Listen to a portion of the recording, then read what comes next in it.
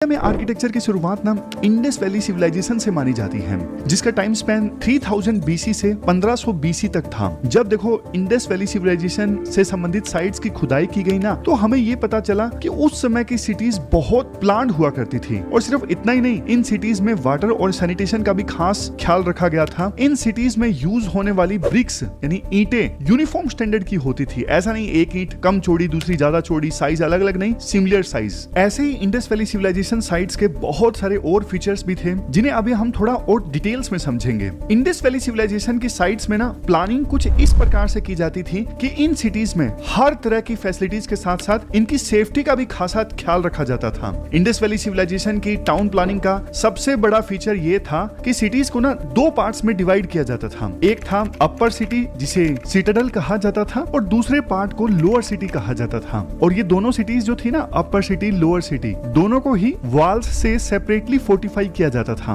Defence के लिए, attack से बचने के लिए दोनों सिटीज की किलेबंदी की जाती थी। इसमें से देखो अपर सिटी यानी कि सिटाडेल को एक आर्टिफिशियली रेज्ड माउंट पर बिल्ड किया जाता था, जैसे एक टीला सा बना दिया मिट्टी और दूसरी चीजों की सहायता से। तो एक बार माउंट बन गया, टीला बन गया, मतलब जमीन ऊपर उठ गई। उसके बाद अपर सिटी का निर्माण वहां पे होता था। मतलब अपर सिटी जो था वो एक हाइट पर हुआ करता था, जबकि दूसरी सिटी लोअर सिटी वो तो बिल्कुल देखो ग्राउंड लेवल पर बनी होती थी। और इन दोनों सिटीज में एक इंपॉर्टेंट फर्क ये होता था, सिटी में देखो जो भी इंपॉर्टेंट बिल्डिंग्स हुआ करती थी ना, जैसे कि असेंबली हॉल हुआ, अनाज जहाँ पे स्टोर करके रखा जाता था, ग्रैनरी वगैरह, कोर्टयार्ड, पिलर होल्स, सब के सब अपर सिटी में हुआ करते थे, ना कि लोअर सिटी में। ये अपर पार्ट जनरली सिटी के वेस्ट साइड में होता था। इतिहासकार देखो ऐसा अनुमान लगाते हैं कि इस अपर पार्ट में सिटी के रूलर्स और एरिस्टोक्रेट, मतलब जो अमीर अमीर लोग है ना, वो रहा करते थे। और लोअर सिटी की बात करें तो ये एरिया कॉमन लोगों के लिए था, आम आदमियों के लिए। यहीं पर आम आदमियों के घर हुआ करते थे लोअर सिटी में। इंडस वैली सिविलाइजेशन के सिटीज रोड से बिल्कुल वेल कनेक्टेड हुआ करते थे। सिटीज के बिल्डिंग को मेन रोड से कनेक्ट किया जाता था, जिनकी विड्थ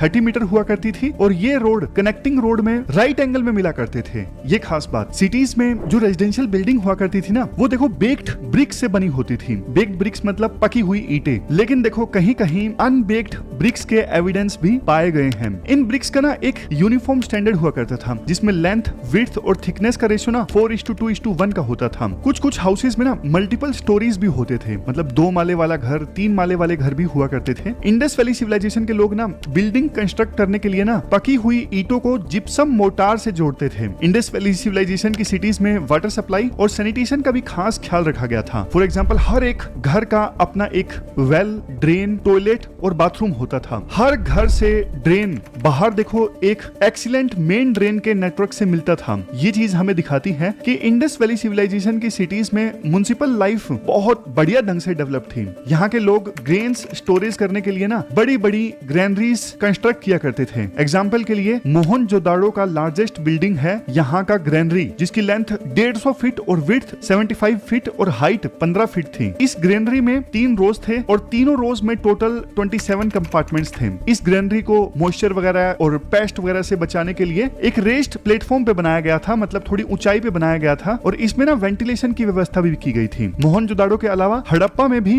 12 ग्रैनरीज होने के एविडेंस मिले हैं, जो 2 रोज में बनाए गए थे। मोहनजोदाड़ो में ग्रैनरी के अलावा एक ग्रेट बाथ भी लोकेटेड था, जो इंडस वैली आर्किटेक्चर का एक बहुत इंपॉर्टेंट फीचर है। मोहनजोदाड़ो का ग्रेट बाथ की लंबाई 179 फीट और चौड़ाई 107 फीट है। ये लंबाई चौड़ाई वैसे आपको याद रखने की आवश्यकता नहीं है, बस थोड़ा आप समझ जाओ कि कितने बड़े बड़े ये स्ट्रक्चर हुआ करते थे। इस ग्रेट बाथ के आसपास ना बहुत सारे कमरे और गैलरीज बने हुए थे। ये कमरे और गैलरीज ना लोगों के कपड़े बदलने और कुछ दूसरे जरूरी कामों के लिए थे। यानी जब लोग नहाने के लिए आते तो वो अपने कपड़े इन कमरों में रख सकते थे, यहाँ पर कपड़े बदल सकते थे और नहाकर वापस चेंज कर सकते थे। इस पूरे बाथ कॉम्प्लेक्स को पानी की सप्लाई और ड्रेनेज से कनेक्टेड किया गया था। यानी ग्रेट बाथ में पानी आता था और गंदा पानी बाहर निकलता था। इससे ग्रेट बाथ को रेगुलर साफ करना और मेंटेन करना आसान हो जाता था। वरना देखो अगर पानी सप्लाई और ड्रेनेज नहीं होता तो ग्रेट बाथ तो गंदा हो जाता पाता और इसमें नहाना क्या ही पॉसिबल हो पाता। हिस्टोरियन यानी इतिहासकार ये मानते हैं कि ये ग्रेट बाथ शायद किसी रिलीजियस रिचुअल के लिए यूज होता होगा, यानी लोग यहाँ पर किसी पूजा या अन्य रिलीजियस वजह से नहाने आते होंगे। जैसे आज के समय में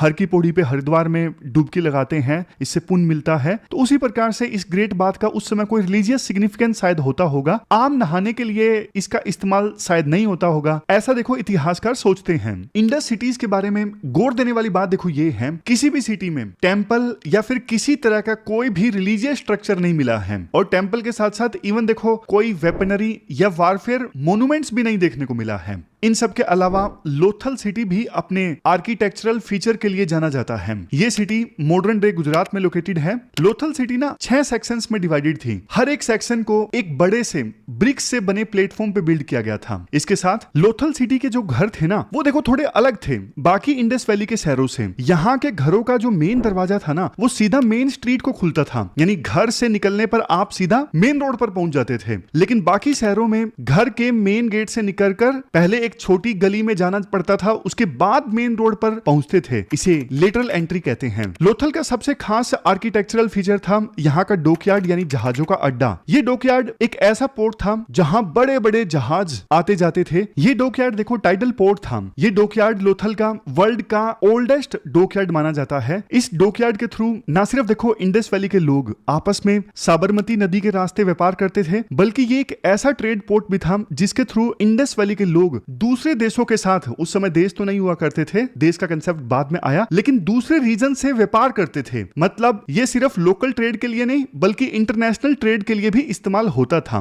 लोथल के डॉकयार्ड से बहुत सारी इंपॉर्टेंट चीजें जैसे देखो मोती, हीरे जवाहरात और अन्य कीमती सामान कहां भेजा जाता था? वेस्ट एशिया और अफ्रीका के रीजन्स में एक्सपोर्ट किया जाता था। यानी लोथल से ये चीजें जहाजों के थ्रू इन जगहों पर भेजी जाती थी और वहां के लोगों को बेची जाती थी। इस प्रकार से हमने इंडस वैली सिविलाइजेशन के आर्किटेक्चर को समझा। इसके बाद अब हम बात करेंगे मौर्यन आर्किटेक्चर के बारे में। देखो